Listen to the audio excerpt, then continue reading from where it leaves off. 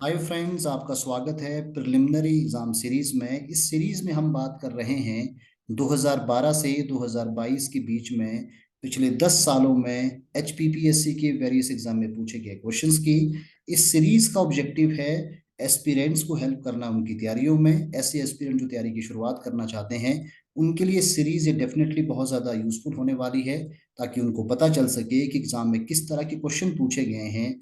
Second, ऐसे aspirant भी जो लंबे टाइम से तैयारियों में हैं और वो रिवीजन करना चाहते हैं, तो यहाँ एमसीक्यू के द्वारा हम कॉन्सेप्ट को डिकोड करने की कोशिश करेंगे। इस सीरीज में हमने जिन जिन एग्जाम से क्वेश्चन को कंपाइल किया है वो आपके पास एचपीएस है, अलाइड एग्जाम है, नायब तहसीलदार है, टीडब्ल्यूओ है, सीडीपीओ है, सेक्रेटरी है, एसीए फॉर डिस्ट्रिक्ट मैनेजर के एग्जाम में पूछे गए क्वेश्चन को कंपाइल किया है। तो इससे पहले कि हम सीरीज की शुरुआत करें, आपके लिए एक अनाउंसमेंट है। 2023 और 24 के लिए हमारे कुछ फाउंडेशन बैचेस की शुरुआत हो रही है, जिसमें कि आपका सिविल सर्विसेज है, एचएएस है, अलाइड सर्विसेज है, नायब तहसीलदार है, बैंक और एसएससी की बैचेस हैं। यदि आप इनमें से किसी भी बैचेस का हिस्सा होना चाहते हैं तो स्क्रीन पे दिए गए नंबर पे आप कॉल कर सकते हैं, या हमारी वेबसाइट www.thecareerspath.com पर भी आप विजिट कर सकते हैं। तो चलिए शुरुआत करते हैं इस सीरीज के पहले क्वेश्चन की, और पहला क्वेश्चन आपकी स्क्रीन पे है। तो क्वेश्चन आपका है, the responsibility for law and order vest with the police commissioner in the cities. आपके पास ऑप्शंस है, चंडीगढ़ है, मुंबई है, दिल्ली है और कोलकाता है। तो क्वेश्चन आपसे ये पूछा गया है कि जो आपके पास चार ऑप्शन यानी कि चार आपको सिटीज के नाम दिए गए हैं, इनमें से किन किन सिटीज में जो लॉ एंड ऑर्डर है उसके लिए पुलिस कमिश्नरी सिस्टम है। देखो, आप आमतौर पे जानते ही होंगे कि जो हमारे स्मॉल सिटीज होती है उसमें जो पुलिस के मुखिया डिस्ट्रिक्ट लेवल पे होते हैं उसे हम सुपरिटेंडेंट ऑफ पुलिस कहते हैं। लेकिन कुछ ऐसी सिटीज भी होती हैं जहां कमिश्नरी सिस्टम है। तो वही आपसे क्वेश्चन पूछा गया है कि इन सिटीज में से किन सिटी में पुलिस कमिश्नरी सिस्टम है। तो आपके पास चार ऑप्शंस है और आपको आंसर करना है। ए बी सी डी आपके पास ऑप्शन दिए गए हैं, इसमें से कौन सा राइट आंसर है। तो इस क्वेश्चन का राइट आंसर होगा पुलिस कमिश्नरी सिस्टम। आमतौर पे जो आपके मेट्रोज होते हैं, मेट्रो सिटी होती है, उसमें ये आपका सिस्टम होता है। तो दिल्ली आपके पास है जो कि मेट्रो सिटी है, कोलकाता भी मेट्रो सिटी है, मुंबई भी मेट्रो सिटी है। तो इस केस में आपके पास जो राइट आंसर हो जाएगा 2, 3 और 4, यानी कि इस क्वेश्चन का जो राइट आंसर आपके पास हो जाएगा सी। तो सी इस क्वेश्चन का राइट आंसर है। तो चलिए अब इसके बेसिक कॉन्सेप्ट को हम समझते हैं कि पुलिस कमिश्नरी सिस्टम क्या है। देखो, पुलिस कमिश्नरी सिस्टम की भारत में शुरुआत अंग्रेजों के ज़माने में ही हो गई थी, और पहली सिटी जहां पुलिस कमिश्नरी की शुरुआत हुई वो आपका कोलकाता था। और प्रेजेंट टाइम में ये जो पुलिस कमिश्नरी सिस्टम है आमतौर पर भारत के बड़े शहरों में है। और यदि हम बात करें तो अभी इसमें जो फॉर्मूला है कि जिस सिटी की पॉपुलेशन 10 लाख से ऊपर है उस सिटी में कमिश्नरी सिस्टम जो है वो लागू किया गया है। और यदि हम बात करें तो ये शक्ति जो है पर्टिकुलर स्टेट गवर्नमेंट को होती है कि वो पर्टिकुलर शहर को, डिस्ट्रिक्ट को कमिश्नरी के रूप में कन्वर्ट कर सकता है। पुलिस कमिश्नर जो सिस्टम होता है उसमें जो कमिश्नर पुलिस का होता है उसके पास डिस्ट्रिक्ट मजिस्ट्रेट की पावर उसके पास आ जाती है, यानी कि वो पुलिस का चीफ होने के साथ साथ एक डीएम की पावर को भी होल्ड करता है, जिसमें कि आपका प्रिवेंटिव अरेस्ट हो सकता है। सेक्शन 144 का जो इम्पोजिशन की शक्ति भी कमिश्नर के पास आ जाती है। और ये सिस्टम की आवश्यकता क्यों है?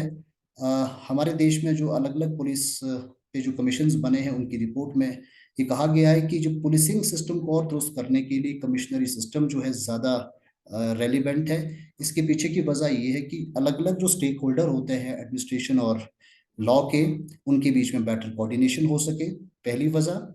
और दूसरी वजह ये है कि जो सिक्योरिटी थ्रेट है उसको डील करने के लिए, ताकि एकदम से स्विफ्ट तरीके से एक्शन लिया जा सके, उसके लिए भी पुलिस कमिश्नरी जो सिस्टम है इसको ज़्यादा रेलिवेंट माना गया है। तो बेसिक पॉइंट यही है कि 10 लाख की पॉपुलेशन वाला जो सिटी है, जो शहर है, वहाँ आमतौर पर जो कमिश्नरी सिस्टम को इंट्रोड्यूस किया जाता है। और वैसे भी अभी 6 रिपोर्ट जो नेशनल पुलिस कमीशन की आई है उस रिपोर्ट ने भी ये रेकमेंड किया है कि बड़े शहरों के लिए कमिश्नरी सिस्टम को इंट्रोड्यूस किया जाना चाहिए, पुलिस को ज्यादा शक्ति दी जा सके, ताकि पुलिस जो है अपना काम बेहतर कर सके। चलिए तो बात करते हैं नेक्स्ट क्वेश्चन की। नेक्स्ट क्वेश्चन आपका स्क्रीन पे ही है। Which one of the following functions does not figure in the 11th schedule of the constitution 73rd amendment. तो आपके पास ऑप्शन दिए ए बी सी डी। तो क्वेश्चन आपसे ये पूछा गया है कि जो कॉन्स्टिट्यूशन का 11th शेड्यूल है, उस 11th शेड्यूल में कौन सी आइटम नहीं है। तो आप जानते ही होंगे कि 11th शेड्यूल जो है 73rd अमेंडमेंट 1992 के द्वारा इसको एड ऑन कर लिया गया है। तो सबसे पहले चलिए इसके हम आंसर देख लेते हैं। तो यहाँ क्वेश्चन आपसे ये पूछा गया है कि कौन सी आइटम नहीं है। तो लाइब्रेरी पहली आइटम है, कल्चर एक्टिविटी है, फायर सर्विसेज है और फैमिली वेलफेयर है। तो इसमें से यदि हम देखें तो सी जो ऑप्शन हमें दिख रहा है फायर सर्विसेज वाला, ये पावर जो म्यूनसिपैलिटी को दी गई है, यानी कि ये सब्जेक्ट आपका म्यूनसिपैलिटी का हिस्सा है। म्यूनसिपैलिटी जो कि 12th शेड्यूल में इसको एड ऑन कर लिया गया है। तो इस केस में राइट आंसर आपका सी हो जाएगा। चलिए तो हम बात करते हैं 11th शेड्यूल की। तो 11th शेड्यूल जो है 73rd अमेंडमेंट 1992 के द्वारा इसको एड ऑन कर लिया गया। और 11th शेड्यूल के द्वारा 9th जो आपका पार्ट एड ऑन कर लिया गया, जिसमें द पंचायत करके आपका पूरा चैप्टर है ये, यानी कि पंचायती राज को इसमें जोड़ दिया गया है। और 73rd अमेंडमेंट एक्ट 1992 का जो इम्प्लीमेंटेशन है वो आपका 24 अप्रैल 1993 है। और यानी कि जो भारत में पंचायती राज का जो इन्फोर्समेंट हुआ वो 24 अप्रैल 1993 को हुआ। इसीलिए एवरी ईयर हम 24 अप्रैल को पंचायती राज दिवस के रूप में भी सेलिब्रेट करते हैं। और आपको मालूम होगा कि ये जो 73rd अमेंडमेंट आपका 1992 है, जिसके द्वारा हमने 11th शेड्यूल जोड़ा। इस 11th शेड्यूल में 29 ऐसे सब्जेक्ट दिए गए हैं जिसमें कि पंचायतों के पास शक्ति है कि पंचायतें उस पर कानून बना सकती है। तो ये टोटल सब्जेक्ट आपके 29 है। जैसे कि इस क्वेश्चन में आपसे पूछा गया था कि कौन सा सब्जेक्ट जो है नहीं है, तो फायर सर्विसेज जो है वो 12th शेड्यूल में 18 सब्जेक्ट जो आपके पास म्यूनसिपैलिटी की जो शक्ति है उसमें इसको समाहित किया गया है। चलिए तो बात करेंगे नेक्स्ट क्वेश्चन की। नेक्स्ट क्वेश्चन आपका स्क्रीन पे ही है। What was the exact constitutional status of the Indian Republic 26 जनवरी 1950। तो सवाल आपसे ये पूछा गया है कि 26 जनवरी 1950 को भारत का जो है कॉन्स्टिट्यूशनल स्टेटस क्या था, यानी भारत का जो संवैधानिक दर्जा क्या था, ये आपसे क्वेश्चन पूछा गया है। और डेट आपको बताई गई है 26 जनवरी 1950। यहाँ आपके पास चार ऑप्शन दिए गए हैं, आप सभी ऑप्शन को पढ़ सकते हैं। डेमोक्रेटिक रिपब्लिकन आपका ए ऑप्शन है, और सोवेरियन डेमोक्रेटिक रिपब्लिक आपका बी ऑप्शन है, सोवेरियन सेकुलर डेमोक्रेटिक रिपब्लिक आपका सी ऑप्शन है, और डी ऑप्शन आपके पास दिया गया है सोवेरियन सोशलिस्ट सेकुलर डेमोक्रेटिक और रिपब्लिकन। तो इस क्वेश्चन का राइट आंसर आपके पास हो जाएगा B, sovereign democratic republican. Republic जो है ये 26 जनवरी 1950 को भारत का कॉन्स्टिट्यूशनल स्टेटस था। तो जैसा कि आप जानते ही हैं कि ये जो शब्दावली का इस्तेमाल हुआ है सोवेरियन डेमोक्रेटिक रिपब्लिकन, ये प्रियम्बल का हिस्सा है।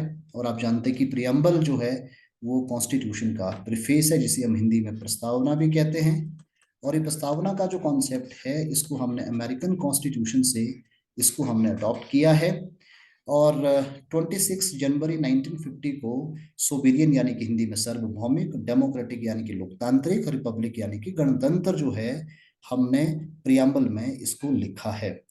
लेकिन आप जानते होंगे कि Kesavananda Bharati versus government of Kerala जो कंट्रोवर्सी का जो जजमेंट 1973 में सुप्रीम कोर्ट का आया, उसके द्वारा जो है प्रियम्बल को कॉन्स्टिट्यूशन का पार्ट माना गया। और उसके बाद प्रियम्बल में अमेंडमेंट का रास्ता तैयार होता है। और 42nd अमेंडमेंट 1976 जो कि बहुत चर्चित अमेंडमेंट भी है 1976 का, जो कि आपको पता है कि उस समय की तत्कालीन भारत की प्रधानमंत्री श्रीमती इंदिरा गांधी के शासनकाल में हुआ, जिसे हम मिनी कॉन्स्टिट्यूशन भी कहते हैं। व्यापक पैमाने पे संविधान में अमेंडमेंट किए गए।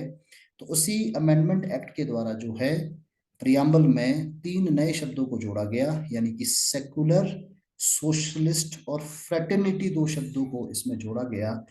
तो कुल मिलाकर प्रेजेंट टाइम में जो इंडियन रिपब्लिकन का जो कॉन्स्टिट्यूशनल स्टेटस है, जो आपके पास डी ऑप्शन नीचे दिया गया है, सोवेरियन है, सोशलिस्ट है, सेकुलर है, डेमोक्रेटिक है, रिपब्लिकन है। लेकिन आपसे क्वेश्चन ये पूछा गया था कि 1950 में क्या है, तो 1950 में सुबेरियन डेमोक्रेटिक रिपब्लिक, यानी कि बी इसका करेक्ट आंसर होगा। चलिए तो नेक्स्ट क्वेश्चन पे बात करेंगे। नेक्स्ट क्वेश्चन आपका स्क्रीन पे दिया गया है। Who among the following following presidents contested the election to the office of the President of India without resigning from the office of Vice President of India? तो question ये आपसे ये पूछा गया है कि इसमें से कौन से वाइस प्रेसिडेंट ऑफ इंडिया ऐसे हैं जिन्होंने की प्रेसिडेंट का चुनाव लड़ा, लेकिन चुनाव लड़ने के लिए उन्होंने वाइस प्रेसिडेंट से रिजाइन नहीं किया। तो ये आपसे क्वेश्चन पूछा गया। आपके पास ऑप्शन आपके पास 4 स्क्रीन पे दिए हुए हैं। डॉक्टर जाकिर हुसैन है, वीबी गिरी है, आर वेंकट रमन है, डॉक्टर सर्वदयाल शर्मा है, और आपके पास आंसर करने के लिए 4 ऑप्शन है, ए बी सी डी। आप इनको पढ़ सकते हैं। तो इस केस में जो राइट आंसर आपका होगा दैट इज 1, 3 एंड 4, यानी कि डॉक्टर जाकिर हुसैन, आर वेंकट रमन और शंकर दयाल शर्मा है। ये तीनों ही भारत के वाइस प्रेसिडेंट ऑफ इंडिया रहे और इन्होंने राष्ट्रपति का चुनाव लड़ा, और राष्ट्रपति का चुनाव लड़ने के लिए इन्होंने वाइस प्रेसिडेंट से रेजिग्नेशन नहीं दिया।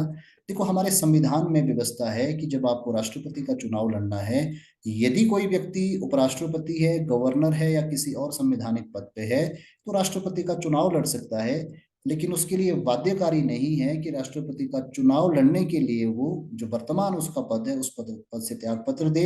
लेकिन चुनाव जीतने के बाद जो है उसका जो इससे पहले का जो पद होता है, जिस पद वो आसीन होता है, वो पद उसको छोड़ना पड़ता है या उसको ऑटोमेटिक तरीके से विकेट माना जा सकता है। तो ये इस क्वेश्चन का राइट आंसर आपके पास ए होगा। और वैसे भी एग्जाम में अगर आप पिछले 3-4 सालों के क्वेश्चन पेपर उठा के देखेंगे तो आप पाएंगे वाइस प्रेसिडेंट का आपको एग्जैक्टली पता होना चाहिए कि भारत के वाइस प्रेसिडेंट कौन रहे, और उसमें से ऐसे कौन वाइस प्रेसिडेंट ऑफ इंडिया है जो बाद में भारत के राष्ट्रपति नहीं बने। ऐसे क्वेश्चन भी एग्जाम में पूछे जा सकते हैं। और कई बार आपको टेन्योर बेस्ड क्वेश्चन भी एग्जाम में पूछे जा सकते हैं कि आपके पास 4 ऑप्शंस दिए होंगे, उसमें से आपको ये बताना है कि what is the right order. तो आपको मालूम होना चाहिए कि वाइस प्रेसिडेंट ऑफ इंडिया हो, प्रेसिडेंट ऑफ इंडिया हो, कि उनका राइट सीक्वेंस क्या है। तो चलिए इसमें से कुछ हम बात कर लेते हैं। जो आपके पास 4 ऑप्शन दिए थे, doctor Zakir Hussain, V V Giri, R Venkat Raman और डॉक्टर एस टी शर्मा के बारे में। देखो, डॉक्टर जाकिर हुसैन भारत के तीसरे नंबर के राष्ट्रपति है और दूसरे नंबर के वाइस प्रेसिडेंट ऑफ इंडिया है। डॉक्टर जाकिर हुसैन भारत के पहले मुस्लिम वाइस प्रेसिडेंट है। डॉक्टर जाकिर हुसैन भारत के पहले मुस्लिम प्रेसिडेंट है। वीवी गिरी जो है भारत के एकमात्र ऐसे प्रेसिडेंट है जिन्होंने की इंडिपेंडेंट कैपेसिटी से चुनाव लड़ा, स्वतंत्र चुनाव लड़ा और भारत के राष्ट्रपति का चुनाव जीते। हालांकि ये अलग बात है कि इंदिरा गांधी का उस समय इनको समर्थन था, क्योंकि इंदिरा गांधी यानी कांग्रेस पार्टी में फूट थी इंदिरा आई और इंदिरा ओ के बीच में। तो कांग्रेस पार्टी के उस समय ऑफिशियल जो कैंडिडेट थे वो थे आपके उनका नाम नीलम संजीवा रेड्डी है। तो उस समय वो कैंडिडेट थे कांग्रेस पार्टी के। लेकिन जब चुनाव हुआ तो उस समय इंदिरा गांधी के समर्थन से वीवी गिरी भारत के राष्ट्रपति का चुनाव जीतते हैं। और वीवी गिरी भारत के इतिहास में पहले ऐसे उपराष्ट्रपति है जिन्हें की एक्टिंग प्रेसिडेंट के रूप में काम करने का मौका मिला। और वीवी गिरी भारत के इतिहास में पहले ऐसे राष्ट्रपति है जिनके के चुनाव के लिए सेकेंड राउंड की काउंटिंग करनी पड़ी है। तो ये क्वेश्चन आपके एग्जामिनेशन पॉइंट ऑफ व्यू से इंपॉर्टेंट हो सकते हैं। आर वेंकट रमन की यदि हम बात करें तो आर वेंकट रमन भी वाइस प्रेसिडेंट ऑफ इंडिया रहे और भारत के सबसे ओल्डेस्ट प्रेसिडेंट ऑफ इंडिया हैं। ये अभी तक के इतिहास में सबसे बुजुर्ग राष्ट्रपति आपके आर वेंकट रमन थे। डॉक्टर शंकर दयाल शर्मा भी वाइस प्रेसिडेंट ऑफ इंडिया रहे हैं और ये कांग्रेस पार्टी के अध्यक्ष भी रहे हैं। चलिए तो आगे हम बात करेंगे नेक्स्ट क्वेश्चन की। Which of the following are the ways of acquiring citizen of India? आपके पास ऑप्शन आपकी स्क्रीन पे 4 दिए गए हैं। आपसे ये क्वेश्चन ही पूछा गया है कि भारत की नागरिकता एक्वायर करने के क्या क्या वेज है, क्या क्या रास्ते हैं। तो बर्थ पहला है, डिसेंडेंट है, इनकॉर्पोरेशन ऑफ टेरिटरी है, नेचुरलाइजेशन है। तो आपके पास option A B C D आपकी स्क्रीन पे दिए हुए हैं जिससे आपको आंसर करना है। तो आपको मालूम है कि ये इस क्वेश्चन का राइट आंसर आपके पास 1, 2, 3, 4 ये सभी ही है। तो डी इस केस में आपका राइट आंसर हो जाएगा। तो इस क्वेश्चन का राइट आंसर आपके पास है डी, यानी कि birth, descendant, incorporation of territory, naturalisation. ये सारे रास्ते हैं जिससे कि कोई व्यक्ति भारत की नागरिकता भारत का नागरिक जिन रास्तों के द्वारा हो सकता है। चलिए तो हम बात करते हैं नागरिकता के प्रावधानों को लेकर। हम जानते ही हैं कि नागरिकता जो भारत की है वो सिंगल सिटीजनशिप है। तो सिंगल सिटीजनशिप का जो कॉन्सेप्ट है उसको हमने ब्रिटेन के कॉन्स्टिट्यूशन से लिया है। तो ये भी आपके लिए कई बार इंपॉर्टेंट क्वेश्चन रहता है एग्जाम में। तो सिंगल सिटीजनशिप भारत की, ये कॉन्सेप्ट आपका ब्रिटेन से हमने लिया है। और सिटीजनशिप जो एक्ट है वो आपका 1955 में है, जिसमें कि वेज एंड मीन्स बताए गए हैं कि किस तरह से कोई व्यक्ति भारत का नागरिक हो सकता है। साथ साथ ये भी बताया गया है कि किस तरह से किन आधार पे बेस पे किसी व्यक्ति की नागरिकता जो छीन भी सकती है। तो यहाँ नागरिकता प्राप्त करने की आपके पास जो है वो आपके 5 रूट है। 5 प्रकार से कोई व्यक्ति भारत का नागरिक हो सकता है। ये सिटीजनशिप एक्ट 1955 में बताया गया है कि किस आधार पर भारत की नागरिकता उसे प्राप्त हो सकती है। तो इसमें बर्थ, जन्म, डिसेंड यानी कि वंश, इनकॉर्पोरेशन ऑफ टेरिटरी यानी कि किसी नए क्षेत्र का भारत में जोड़ना, नेचुरलाइजेशन यानी कि प्राकृतिक तौर पर, और 5वां रूट जो आपका होता है दैट इज रजिस्ट्रेशन, कि रजिस्ट्रेशन के रूट के द्वारा भी कोई व्यक्ति भारत का नागरिक हो सकता है। तो नागरिकता में अभी तक 6 टाइम्स अमेंडमेंट हो चुके हैं। और नागरिकता में अमेंडमेंट करने का राइट आपका सेंट्रल गवर्नमेंट का है, क्योंकि ये जो विषय है आपका यूनियन लिस्ट का विषय है। और 6 टाइम इसमें अमेंडमेंट हुआ है, जिसमें कि अगर हम बात करें 1986 है, 1992 है, 2003, 2005, 2015, 2019, अभी तक जो है नागरिकता में अमेंडमेंट हुआ है। लास्ट अमेंडमेंट इसमें से CAA हम कहते हैं, जो कि बहुत कंट्रोवर्शियल भी रहा है, वो 2019 रहा है। तो चलिए आगे नेक्स्ट क्वेश्चन पे बात करेंगे। The right of freedom under article number 19 of the constitution of India में be suspended by the president of India. तो क्वेश्चन आपकी स्क्रीन पे है, उसके साथ उसके ऑप्शंस भी दिए हुए हैं। क्वेश्चन आपसे ये पूछा गया कि राइट टू फ्रीडम यानी कि स्वतंत्रता का जो अधिकार है, जो कि आर्टिकल 19 में दिया गया है, वो राष्ट्रपति के द्वारा कब सस्पेंड किया जा सकता है। What is the ground, what is the basis the right of freedom can be suspended by the president of India. So इस केस में आपके पास 4 ऑप्शंस है, तो इसका राइट आंसर आपके पास हो जाएगा सी, यानी कि आर्टिकल नंबर 352।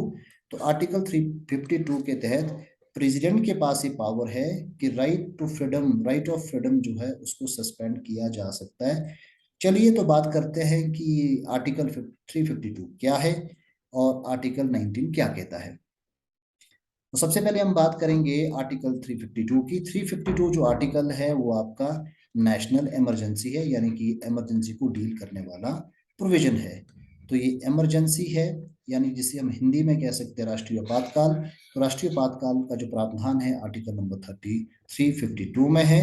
और नेशनल इमरजेंसी प्रोक्लेम करने का जो राइट है वो प्रेसिडेंट ऑफ इंडिया को दिया गया है। तो ये शक्ति, इस पावर का जो एक्सरसाइज है वो प्रेसिडेंट ऑफ इंडिया के द्वारा किया जा सकता है। और इसमें भी जो रिकमेंडेशन है वो काउंसिल ऑफ मिनिस्टर की रहती है। On the behalf of the council of minister recommendation, president of India has a power to proclaim the national emergency which is mention in the article number 352। तो यदि हम बात करें आर्टिकल 352 की, तो 352 का जो इम्पोजिशन भारत में अभी तक जो हुआ है वो कुल मिलाकर जो है 3 बार अभी तक हुआ है। 1962 हो, इंडो चाइना वॉर, जिसमें कि उस समय इसको प्रोक्लेम किया गया। 1971, और ये पाकिस्तान का जो भारत पे हमला हुआ। और आपको मालूम है कि इस वॉर के बाद फिर जो है वो एक नया मुल्क यानी कि बांग्लादेश बनता है। जो वेस्टर्न पाकिस्तान था वो हिस्सा पाकिस्तान से अलग हुआ और एक नया मुल्क बांग्लादेश बना। और इसके बाद जो 1975 में भी एक नेशनल इमरजेंसी इम्पोज की गई। तो कुल मिलाकर आर्टिकल 352 का जो इम्पोजिशन है अभी तक भारत में सिर्फ 3 बार हुआ है। 1962 हो, 1971 हो, 1975 हो। इन तीनों ही बार में यदि हम बात करें तो 1962 और 1971 दो ऐसे टाइम रहे जबकि नेशनल इमरजेंसी का इम्पोजिशन आपका एक्सटर्नल वॉर एजॉल्ट के कारण किया गया। और 1975 में जो उस समय हालात कुछ अलग तरह के थे, भारत की प्रधानमंत्री इंदिरा गांधी का रिजीम चल रहा था। इंटरनल डिस्टरबेंस के कारण जो है 1975 की जो इमरजेंसी थी इम्पोज कर ली गई।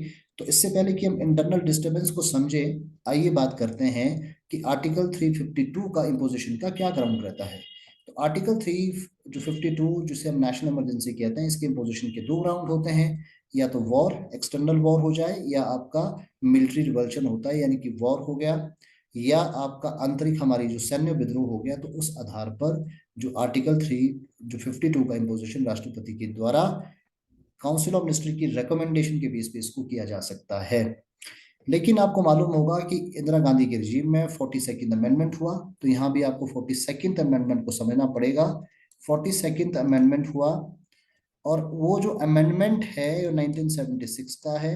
उस अमेंडमेंट में आर्टिकल 352 के कंटेक्स्ट में एक शब्द का इस्तेमाल किया गया, एक नया शब्द जोड़ा गया जिसे हम कहते हैं इंटरनल डिस्टर्बेंस, यानी कि आंतरिक कलह। तो कुल मिला के ये जो 1975 का जो इमरजेंसी का इम्पोजिशन है, तो ये इंटरनल डिस्टर्बेंस के बेस पे इसको इम्पोज किया गया। हालांकि ये इंटरनल डिस्टर्बेंस जो था मूल संविधान में आर्टिकल 352 के इम्पोजिशन के लिए आधार नहीं था, लेकिन 42nd अमेंडमेंट 1976 में इसको एड ऑन कर लिया गया। तो कुल मिला के अभी तक हमारे देश में इमरजेंसी 3 बार इम्पोज हुई है, और 1962, 1971, 1975। तो ये इसका राइट आंसर है। बाकी हम बात करेंगे आर्टिकल 19 की, तो ये फंडामेंटल राइट्स के अंदर आपकी 6 टाइप की फंडामेंटल राइट्स है, 6 फ्रीडम दी गई हैं। तो जब आर्टिकल 3 आप 52 का इम्पोजिशन होता है, तो ऑटोमेटिकली आर्टिकल 19 जो आपका सस्पेंड हो जाता है। इसमें आप ये भी जानते होंगे, जब आर्टिकल 352 यानी कि नेशनल इमरजेंसी का इम्पोजिशन होता है, तो उस समय आर्टिकल 20 और आर्टिकल 21 जो कि दोनों ही फंडामेंटल राइट्स है, वो दोनों राइट आपके सस्पेंड नहीं होते। चलिए बात करते हैं नेक्स्ट क्वेश्चन की। Disagreement between the two houses of parliament on the following bills can be resolved by the houses in a joint sitting. आपके पास ऑप्शंस है, ordinary bill, money bill, constitutional amendment bill, private member bill. आपको answer करना है। Option आपकी screen पे ABCD आपके पास दिए गए हैं। क्वेश्चन आपसे ये पूछा गया है कि जो ज्वाइंट सिटिंग का प्रावधान है, जिसे हिंदी में हम कहते हैं संयुक्त अधिवेशन, ये जो संयुक्त अधिवेशन का जो प्रावधान किया गया है, वो किन किन बिल को पास करने के लिए किया गया है। आपके पास ऑप्शन ऑर्डिनरी बिल है, मनी सामान्य विधेयक, वित्त विधेयक, प्राइवेट मेंबर बिल यानी संविधान संशोधन बिल। तो सबसे पहले तो इसका आंसर हम फाइंड आउट करते हैं। तो ज्वाइंट सिटिंग का जो है एक ऑर्डिनरी बिल हो गया, ये भी ग्राउंड होगा। मनी बिल के लिए नहीं है, कॉन्स्टिट्यूशनल मेंबर बिल के लिए भी नहीं है, और चौथा आपका प्राइवेट मेंबर बिल। तो कुल मिला के 1 और 4 इसका राइट आंसर, यानी कि डी इस क्वेश्चन का राइट आंसर होगा। So let's discuss about what is a joint sitting, why it is mentioned in the constitution, what is the ground, what is the procedural part। इन तमाम सारी concept को हम समझते हैं। तो ज्वाइंट सिटिंग जो है, it is mentioned article number 108। ये 108 के अंदर ये आर्टिकल दिया गया है। ज्वाइंट सिटिंग की जो पावर है वो प्रेसिडेंट ऑफ इंडिया के पास है। प्रेसिडेंट ऑफ इंडिया जो है ज्वाइंट सिटिंग कॉल कर सकता है, और इसमें जो प्रिजाइडिंग का राइट है, प्रिजाइडिंग का राइट आपको स्पीकर के पास दिया गया है, यानी कि ज्वाइंट सिटिंग को प्रिजाइड करता है speaker. If he is not available then in his absence deputy speaker of Lok Sabha. If he is not available then vice chairperson या deputy chairperson of the Rajya Sabha. So you must know, you must remember one thing here, यहाँ chairman जो राज्यसभा के होते हैं वो joint sitting की presiding officer नहीं हो सकते, ये बात आपको ध्यान रखनी है। तो यहाँ जो आपके क्रोनोलॉजी में देखें, तो सबसे पहले स्पीकर वो उपलब्ध नहीं है, तो डेप्यूटी स्पीकर, उसके बाद आपकी डेप्यूटी चेयरपर्सन है, उसके बाद आपका प्रिजाइडिंग ऑफिसर का एक पैनल होता है। तो उनमें से कोई भी जो है ज्वाइंट सिटिंग को प्रिजाइड कर सकता है।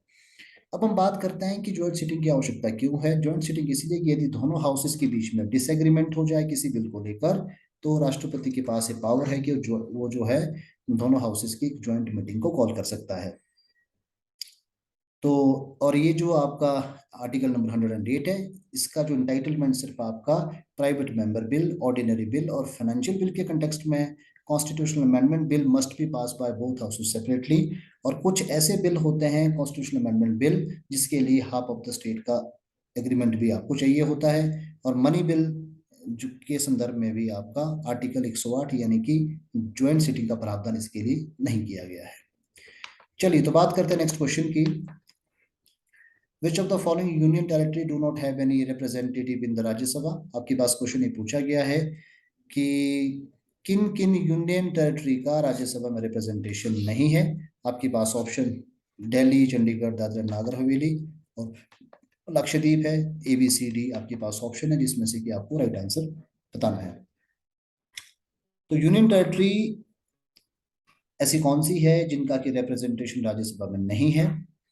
तो आपसे क्वेश्चन पूछा गया है, तो इसका राइट आंसर आपके पास होगा चंडीगढ़। चंडीगढ़, दादर एंड नागर हवेली और लक्षद्वीप, यानी कि 2, 3, 4, यानी कि सी इसका राइट आंसर होना चाहिए। एग्जैक्टली सी ही इसका राइट आंसर है। तो ऐसी यूटी, यानी कि जिन यूटी का राज्यसभा में रिप्रेजेंटेशन है, वो सिर्फ दो ही यूटी आपके पास आती है। वन दिल्ली है और दूसरी यूटी आपके पास पुदुचेरी है। तो एग्जैक्टली आपको मालूम होना चाहिए। तो दिल्ली और पुदुचेरी सिर्फ दो ही ऐसी यूटी हैं जिन यूटी का राज्यसभा में रिप्रेजेंटेशन है। और इन दोनों ही जो यूटी से यदि हम बात करें तो 2 सीट्स जो हैं, कुल मिला के 4 सीट्स आपकी यूटी से, यानी कि 2 सीटें ही ऐसी हैं जिनको कि राज्यसभा में जो रिप्रेजेंटेशन दिया गया है। चलिए तो बात करते हैं नेक्स्ट क्वेश्चन की। क्वेश्चन नंबर 9 आपकी स्क्रीन पे है। Which of the following languages have been declared by the constitution to be language for the conducting business in the parliament? संविधान में ऐसी कौन सी भाषाएं दी गई हैं जो कि जिससे कि पार्लियामेंट का जो बिजनेस है, पार्लियामेंट के बिजनेस के लिए जिन भाषाओं का इस्तेमाल होता है, यानी कि पार्लियामेंट्री जो ट्रांजेक्शन ऑफ बिजनेस है, जिन भाषाओं में किया जा सकता है? तो English, Hindi, English and Hindi, English, Hindi and mother tongue. आपके पास 4 ऑप्शन दिए हैं, तो इसका राइट आंसर आपके पास सी हो जाएगा। हिंदी और इंग्लिश ही ऐसी भाषाएं हैं जिसमें कि पार्लियामेंट का कामकाज होता है। और ये आर्टिकल आपके पास है 120, 120 आर्टिकल में transaction of business of the parliament mentioned है, जिसमें कि हिंदी और इंग्लिश दोनों भाषाओं में पार्लियामेंट का काम हो सकता है। हालांकि ये प्रेजाइडिंग ऑफिसर को राइट है कि पार्लियामेंट में जो मेंबर होते हैं उनके पास ये राइट है कि वो प्रिजाइडिंग ऑफिसर से अलाउ करके जो है किसी भी अपनी भाषा में या रीजनल लैंग्वेज में भी पार्लियामेंट में बोल सकते हैं। चलिए तो नेक्स्ट क्वेश्चन पे बात करेंगे। Which among the following committees was the first to demand constitutional recognition for panchayat? तो यहाँ पंचायती राज से आपसे पास क्वेश्चन पूछा गया है। सवाल आपसे पूछा गया कि जो नीचे कमेटीज दी गई हैं, इसमें से फर्स्ट कमेटी कौन सी है जिन्होंने की कॉन्स्टिट्यूशनलाइजेशन की मांग की थी, यानी कि कॉन्स्टिट्यूशनल रिकॉग्निशन की मांग की थी पंचायतों के लिए? बलवंत राय मेहता कमेटी है, अशोक मेहता कमेटी है, GV के राव कमेटी है, LM सिंघवी कमेटी है। तो ये सभी कमेटियां पंचायती राज से संबंधित कमेटी है। और आपसे पूछा गया कि पहली ऐसी कमेटी कौन सी बनी? इसका राइट आंसर आपके पास बी हो जाएगा, अशोक मेहता कमेटी है, जिसने कि सबसे पहले पंचायती राज संस्थानों को संवैधानिक दर्जा देने की मांग की थी। अशोक मेहता कमेटी 1977 में जनता पार्टी की सरकार के समय इसका गठन हुआ। 1978 में इस कमेटी की रिपोर्ट आती है। तो 1977 में ये कमेटी बनी। जनता पार्टी का उस समय भारत में शासन था, तो जनता पार्टी के टाइम में ये कमेटी बनती है और 1978 में इस कमेटी की रिपोर्ट आई। ये सबसे बड़ी कमेटी है जो कि पंचायती राज पे बनी, और इसकी कुल मिलाकर जो रिकमेंडेशन थी वो 132 रिकमेंडेशन ये कमेटी देती है। तो अशोक मेहता कमेटी पंचायती राज इंस्टीट्यूशंस को रिकॉग्निशन के लिए पहली कमेटी है जो कि रिकमेंड करती है। हालांकि GV के राव कमेटी हो, LM सिंघवी कमेटी हो, इन कमेटी ने भी constitutionalisation of the Panchayati Raj institution के बारे में सरकार को रिकमेंड किया है। चलिए तो बात करेंगे नेक्स्ट क्वेश्चन की, आपकी स्क्रीन पे ही है। In which of the following states have the Panchayati Raj institutions been set up in conformity with the traditions of custom of the local people? तो आपसे ये भी क्वेश्चन आपका पंचायती राज से। देखो मैं एक चीज यहाँ क्लियरली आपको बताना चाहता हूँ कि पंचायती राज इंडियन पॉलिटी में एक ऐसा टॉपिक है, अगर आप HPPSC में पिछले अगर 3-4 साल के पेपर उठा के देखते हैं तो शायद ही कोई ऐसा एग्जाम HPPSC का हुआ हो जिसमें कि पंचायती राज से क्वेश्चन ना पूछा गया हो। तो ये chapter one of the key chapter है। पंचायती राज के बारे में आपको ABCD मालूम होना चाहिए, यहाँ से कुछ भी क्वेश्चन पूछा जा सकता है। अगर आप देखेंगे जितने भी हम क्वेश्चन अभी तक डिस्कस कर रहे हैं, ये रेपिटेशन बार बार क्वेश्चन आपका पंचायती राज का हो रहा है, क्योंकि ये हमने अलग अलग क्वेश्चन पेपर से कंपाइल किया है, डिफरेंट डिफरेंट ईयर की क्वेश्चंस है। तो इसीलिए ये पंचायती राज जो है लगातार एग्जाम में बना हुआ है, तो इसको कवर कर लेना चाहिए। आपके पास ऑप्शन आपकी स्क्रीन पे दिए गए हैं। इसका राइट आंसर आपके पास होगा नागालैंड और अरुणाचल प्रदेश। तो यहाँ जो पंचायती राज इंस्टीट्यूशन है उसमें ट्रेडिशन और कस्टम जो का कंफर्मेशन जो है वो किया गया है। तो आपको मालूम है कि भारत में जो पंचायती राज इंस्टीट्यूशन है 73rd अमेंडमेंट 1992 के द्वारा, 73rd अमेंडमेंट है 1992 के द्वारा इसको जो है भारत में पंचायती राज इम्प्लीमेंट हुआ। 24 अप्रैल 1993 में इसका इम्प्लीमेंटेशन होता है। और बलवंत राय मेहता पंचायती राज के ऊपर सबसे पहली कमेटी थी जिसने कि 3 टायर सिस्टम की शुरुआत की थी। 73rd अमेंडमेंट एक्ट 1992 में 29 सब्जेक्ट दिए गए हैं जिसमें कि पंचायतें कानून बना सकती हैं। और पंचायती राज यानी कि 73rd और 74th अमेंडमेंट एक्ट के द्वारा जो है पॉलिटिकल डिसेंट्रलाइजेशन भारत में संभव हो पाया। और आपको मालूम है कि डीपीएसपी में भी ये एक्ट, ये आर्टिकल आपका, आर्टिकल नंबर आपका 40 है जो कि आपका लोकल पंचायत यानी कि ग्राम पंचायत की फॉर्मेशन की बात करता है। चलिए तो नेक्स्ट क्वेश्चन पे बात करेंगे। The governor has the power to impose governor rule in the following state. Tripura आपके पास है, नागालैंड आपके पास ऑप्शन है, आपके पास ऑप्शन दिया है Mizoram and Jammu and Kashmir.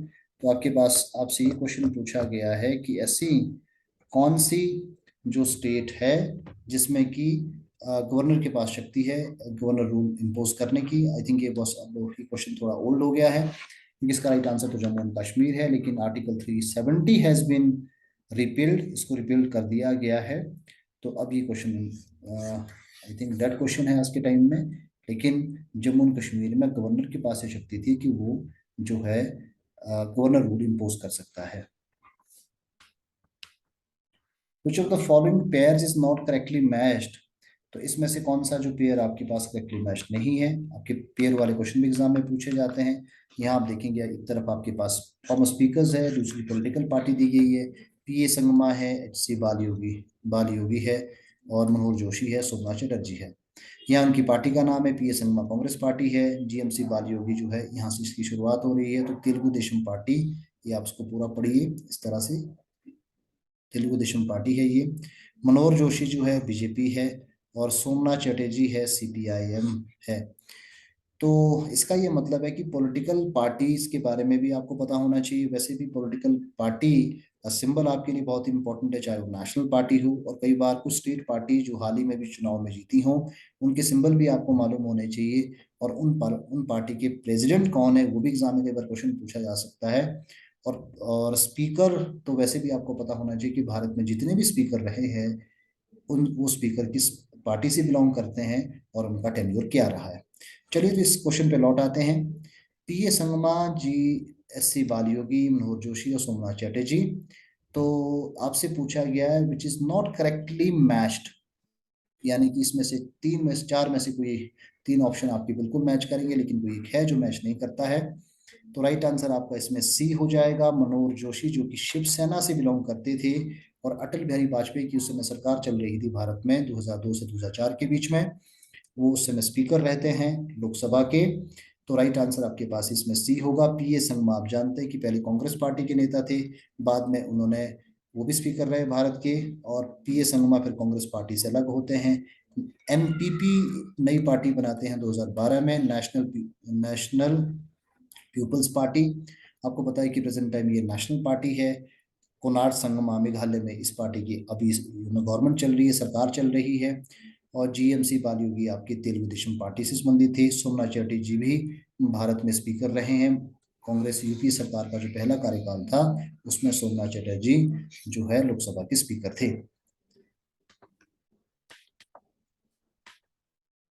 Which of the following statement is not correct about a जज ऑफ हाई कोर्ट। ये आपके पास सवाल जुडिशरी से पूछा गया है कि हाई कोर्ट के जज के संदर्भ में कौन सी स्टेटमेंट आपकी करेक्ट नहीं है। अ जज of high court is appointed by the president of India. जो हाई कोर्ट के जज होते हैं उनका अपॉइंटमेंट राष्ट्रपति के द्वारा किया जाता है, और वो ही hold office during the pleasure of president, और उनका ट्रांसफर किसी भी हाई कोर्ट में किया जा सकता है, और he can be removed for prove misbehaviour and incapacity. तो इनका जो रिमूवल है उसका ग्राउंड आपका मिसबिहेवियर और इनकैपेसिटी रहता है। तो पॉइंट अब यहाँ हम ये ढूंढेंगे कि व्हाट इज नॉट करेक्ट। आपसे सवाल पूछा गया कि व्हाट इज नॉट करेक्ट, तो इसका राइट आंसर आपके पास बी हो जाएगा, he hold office during the pleasure of the president. तो ये आपके लिए बहुत इंपॉर्टेंट है। हाई कोर्ट का जो जज होते हैं they are appointed by the president of India, it's very important, but यहाँ भी कलीजियम सिस्टम है। तो कलीजियम सिस्टम के द्वारा जो कलीजियम की रिकमेंडेशन के बेस पे जो है प्रेसिडेंट हाई कोर्ट के जज को अपॉइंट करते हैं। उनका ट्रांसफर भी हो सकता है और उनका रिमूवल जो है जजेस इंक्वायरी एक्ट 1968 में दिया गया है, जिसके जिसे जो कि इम्पीचमेंट प्रोसेस है, और इम्पीचमेंट प्रोसेस जो है ये पार्लियामेंट्री प्रोसीजर है।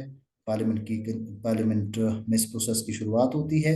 इंक्वायरी कमेटी जो आपकी इसमें जस्ट आप जुडिशरी की रहती है, उसकी रिकमेंडेशन के बेस पे पार्लियामेंट्री अप्रूवल के बाद ही किसी जज को हटाया जा सकता है। चलिए तो बात करेंगे नेक्स्ट क्वेश्चन की। The public account committee presents its report to the president of India, finance minister, parliamentary affair ministers, और डी ऑप्शन आपके पास दिया गया है पार्लियामेंट। यानी कि पब्लिक अकाउंट कमेटी जो है अपनी रिपोर्ट किसको सबमिट करती है, ये आपसे पूछा गया है।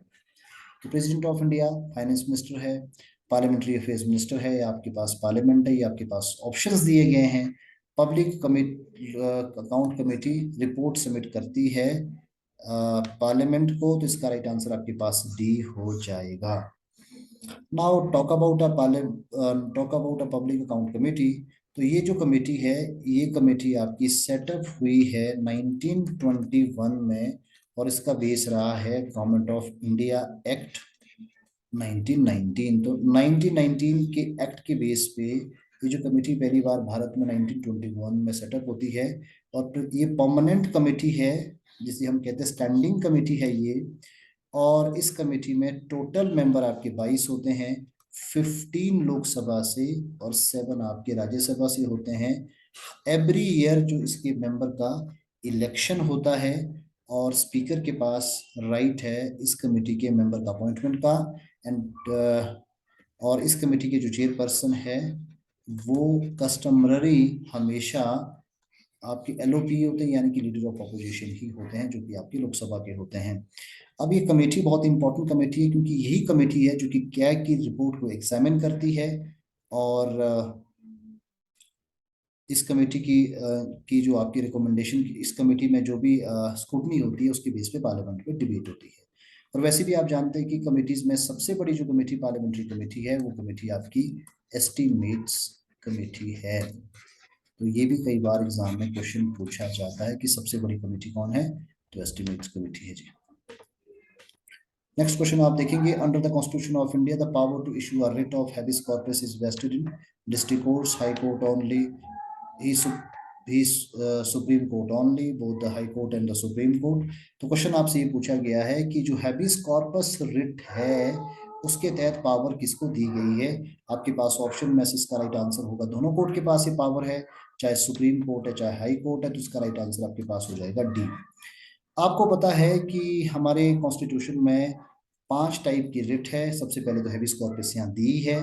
दूसरी आपके पास जो रिट है उसे हम मैंडामस कहते हैं, तो दूसरी मैंडामस आपकी रिट हो गई। तीसरी जो रिट है उसे हम कहते हैं को वारंटो। चौथी जो रिट है उसे हम कहते हैं प्रोबिटेशन। पांचवी रिट है सर्टियोरी। कुल मिला के 5 टाइप की रिट है, और इन रिट को इम्पोज यानी कि इशू करने का जो राइट है दोनों ही कोर्ट के पास दिया गया है। 224 के तहत ये राइट आपका हाई कोर्ट के पास है, और सुप्रीम कोर्ट के पास ये पावर आपका आर्टिकल नंबर 32 में दी गई है। हाई कोर्ट के पास पावर आर्टिकल नंबर 224 में दी गई है। तो दोनों ही कोर्ट जो है रिट इशू कर सकते हैं। हैबिस कॉर्पस आपको पता है कि इसका हिंदी अनुवाद है बंदी प्रत्यक्षीकरण। इसका मतलब है कि यदि किसी व्यक्ति को इलीगल ग्राउंड पे इम्प्रिजन किया गया है, तो जो कोर्ट है वो ऑर्डर पास कर सकते हैं कि जिस व्यक्ति को आपने इम्प्रिजन किया उसको कोर्ट के सामने प्रेजेंट करिए। If there is not a legal if there is no legal ground, तब जो कॉम्पिटेंट कोर्ट है उस अथॉरिटी को कह सकता है कि इस पर्सन को आप रिलीज करिए, और कुछ हो सकता है कि कुछ फाइन या पेनल्टी भी उस अथॉरिटी पे इम्पोज की जा सकती है। चलिए तो बात करेंगे नेक्स्ट क्वेश्चन की। In which part of the Indian constitution has a provision for panchayats been made. आपके पास यहाँ क्वेश्चन पूछा, ये रेन पंचायत से क्वेश्चन पूछा गया कि किस पार्ट में है। तो आपको पता है कि पार्ट नंबर 9 है ये। इस क्वेश्चन का राइट आंसर आपके पास ए हो जाएगा। और ये हम जानते हैं कि 73rd अमेंडमेंट जो है 1992 का, उसके द्वारा पार्ट नंबर 9 ऐड किया गया, 11th शेड्यूल जोड़ा गया। पार्ट नंबर 9 आपके पास पार्ट है जिसमें कि पंचायती दी गई हैं, 11th शेड्यूल है जिसमें कि 29 सब्जेक्ट ऐसे हैं जिसपे कि पंचायतें कानून बना सकती हैं। और इस एक्ट का जो इम्प्लीमेंटेशन है वो हुआ है 24 अप्रैल 1993 को। Over to the next question. When an advance grant is made by Parliament pending the regular passage of the budget, it is called vote on credit, token grant, supplementary grant, और आपके पास vote on account है। इसका right answer आपके पास हो जाएगा vote on account, यानी कि डी इस क्वेश्चन का राइट आंसर है। तो क्वेश्चन आपसे ये पूछा गया है कि जब पार्लियामेंट जो है, अगर बजट से पहले, अगर बजट पेंडिंग है अभी, तो उससे पहले यदि जो आपके एक्सपेंसेस है उसको मीट आउट करने के लिए जो एडवांस ग्रांट जो इशू करती है उसे क्या कहते हैं, तो वोट ऑन अकाउंट होता है। और आपको पता है कि बजट जो है आर्टिकल नंबर 112 में दिया गया है, जिसे एनुअल फाइनेंशियल स्टेटमेंट करके वहां टर्मिनोलॉजी का इस्तेमाल हुआ है। एनुअल फाइनेंशियल स्टेटमेंट करके वहां इसका इस्तेमाल हुआ है। Budget is a very very essential document. If budget is not passed in the Lok Sabha, then the government entire council of minister has to be resigned. Next question पे बात करेंगे। Under the constitution of India education is the subject of legislation is included in.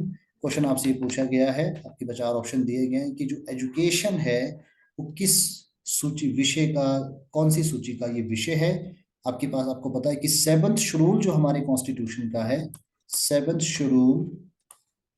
Schedule जो constitution में, जो कि power distribution है, यानी कि जो भारत में फेडरेशन को डिफाइन करता है, यानी कि स्टेट और सेंटर के बीच में जो पावर शेयरिंग है, वो 7th शेड्यूल में बताई गई। क्योंकि वहाँ 3 लिस्ट है और ये लिस्ट ये बताती है कि किस तरह के विषय जो है आपकी सेंट्रल गवर्नमेंट के पास है, स्टेट गवर्नमेंट के पास है, या दोनों गवर्नमेंट के पास है, जिसपे वो कानून बना सकते हैं। तो आपसे ये पूछा गया एजुकेशन, तो एजुकेशन जो है कंकरेंट लिस्ट में दिया गया है।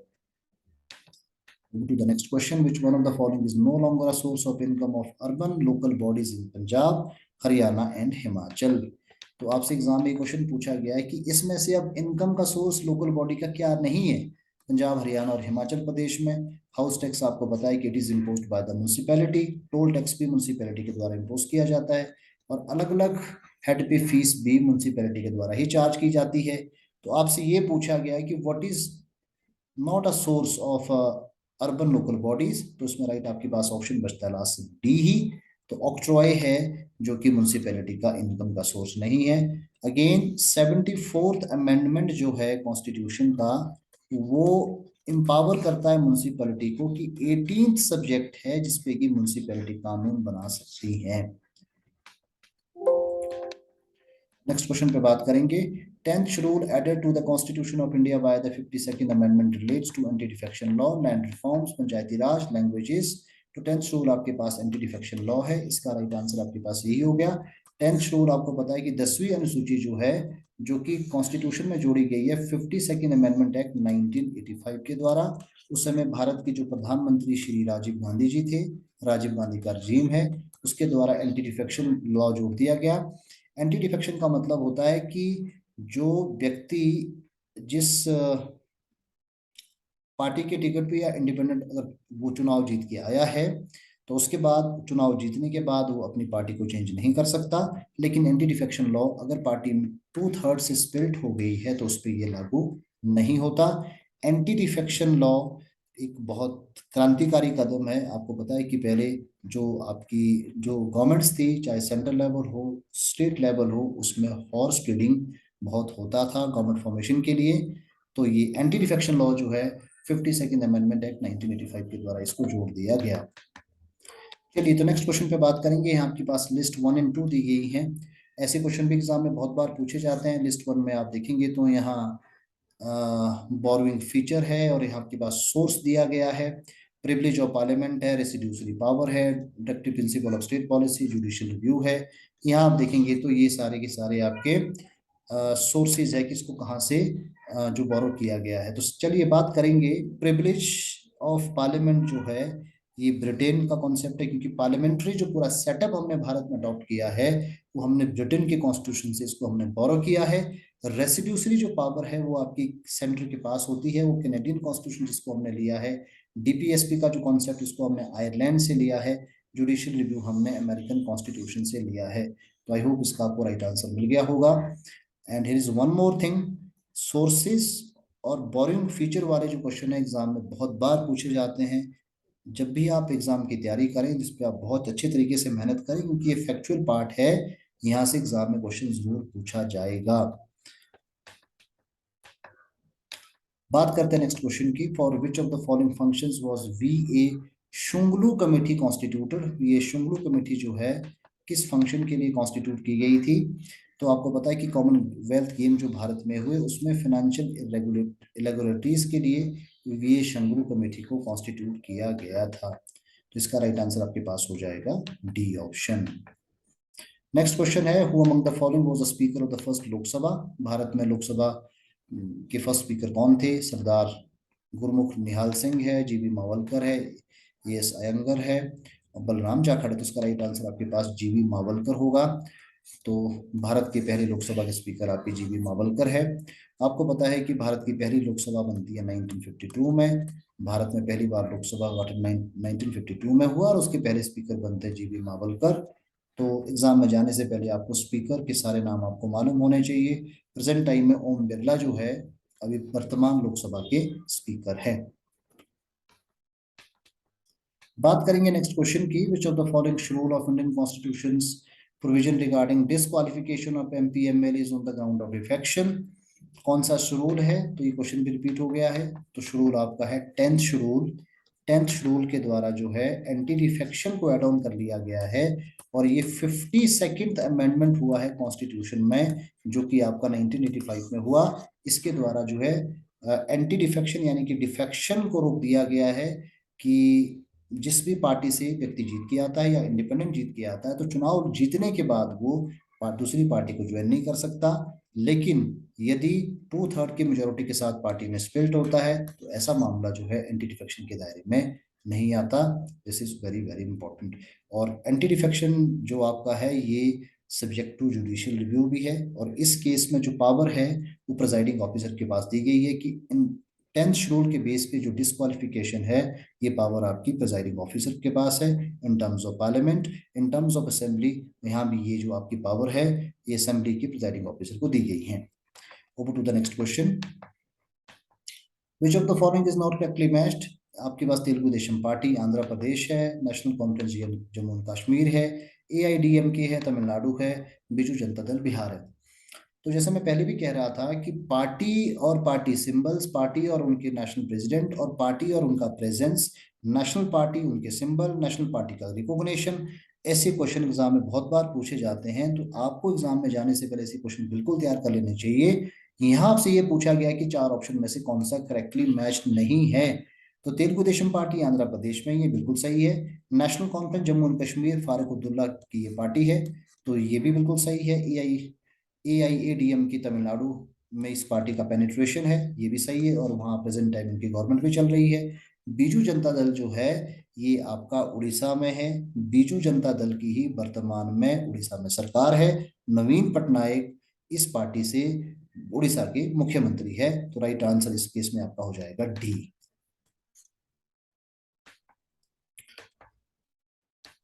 In which one of the following cases has the preamble been accepted as a part of the Indian Constitution? आपसे इस सवाल पूछा गया कि किस केस में प्रियम्बल यानी कि प्रस्तावना को भारतीय संविधान का हिस्सा माना गया।